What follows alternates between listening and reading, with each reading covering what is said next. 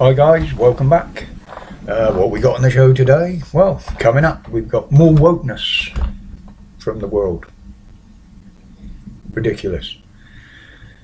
Is the health sector still a vocation, or is it just a job? And what the hell is going on in the make-believe world of Westminster?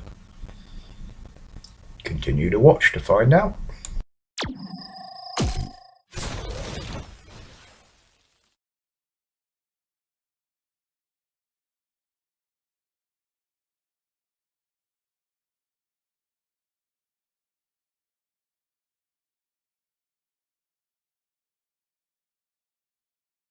Here we go then. Today I'm identifying as a cabbage, obviously. So the world gets even more woke, with some quarters saying that the word groomer should be made into a hate word. Well, we all know its main meaning today, and we all know what it refers to. The fact that they're doing sod all about it is the thing that really sticks in my throat.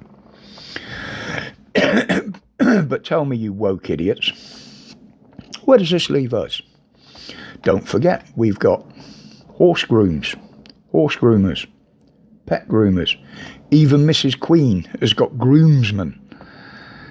Do you clowns ever think before you open this? Obviously not. So now we get it. Did anybody watch the debate, or so-called debate, last night? I didn't. I watched clips. To me, it wasn't a debate.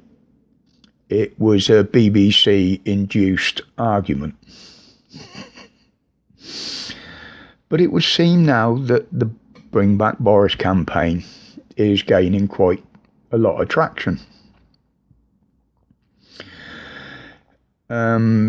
The Tory party has got apparently 20,000 active members, with about half of these now saying that they would back Boris's return, especially after he quoted a dinner at Chequers the other day, and quoting that he hasn't actually resigned yet, and if that's what the membership wants, then he's up for it. Oh, this is going to get very interesting. Now, if that happened, would it mean that he'd keep the lying, cheating people that he had around him that were advising him, which are now running for the Premiership? Is he going to keep them? Or will he clear the state and have a whole new top bod in there, top table as it were?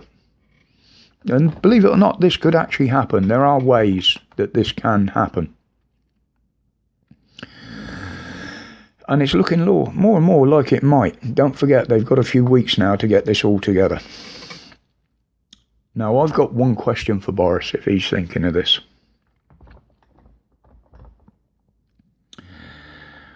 Have you, and will you, learnt or learn from your past failings, which seems to be most of the things you've tried to do? Admittedly, there were unknown factors in there, but the rest of it and what you've been trying to do now, you failed. You're failing the country, you're failing us. Ultimately, you're failing yourself, because look where it's got you. But over the last few years, you failed just about everything. So has your cabinet.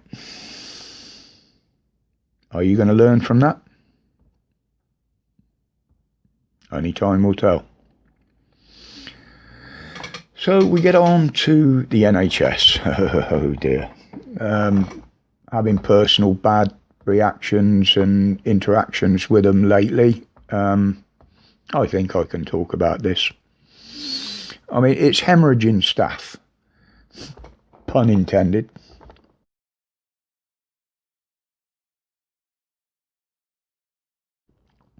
And thousands of doctors and tens of thousands of nurses and many more in the care sectors, along with the GPs, are deserting the NHS.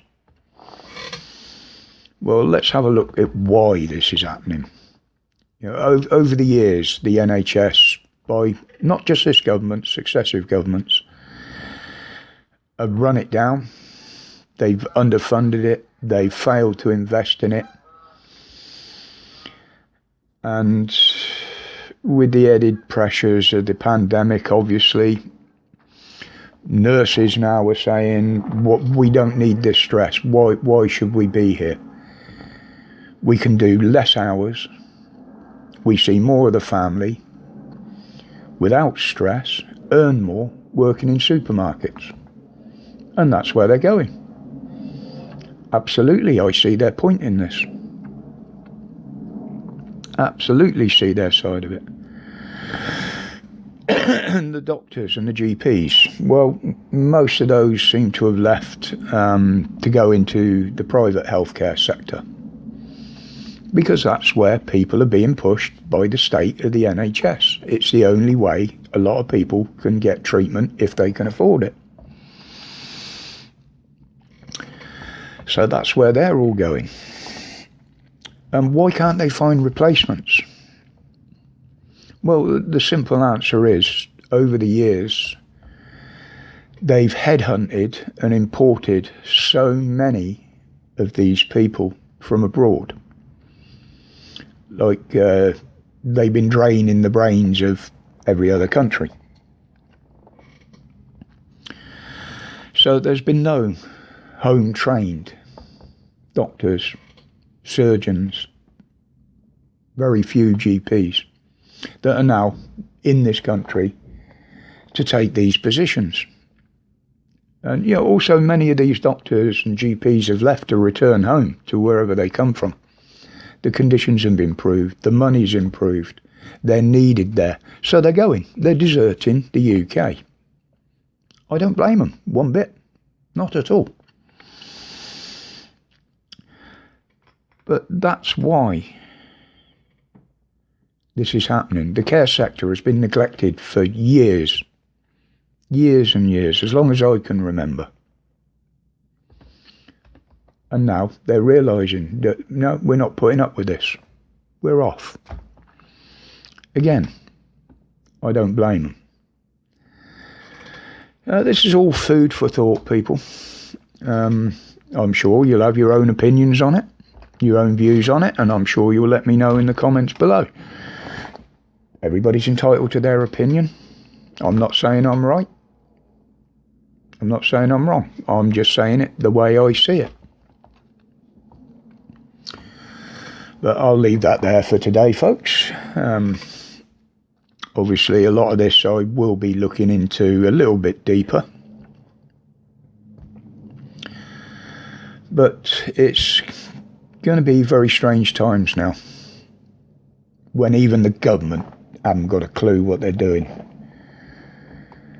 So just keep your eyes open, keep your heads up, your asses down, and let's see what they've got in store for us. But I can guarantee a lot of it ain't going to be good.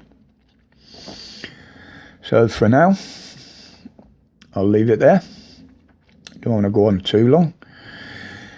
Thank you for your support, guys. Thank you to the new subs that's slowly creeping up there. That is encouraging to see. I'm getting to 1 or 2 more people out there. They want to hear the truth, and that's all you'll get from me. So until the next one, as always, thank you for your support. My respects to each and every one of you. And until the next one, stay safe, stay strong, and stay absolutely free from the propaganda and the promises of these clowns in Westminster, because they will not keep any promises they make. We've had that proved to us time and time again. Take care, people.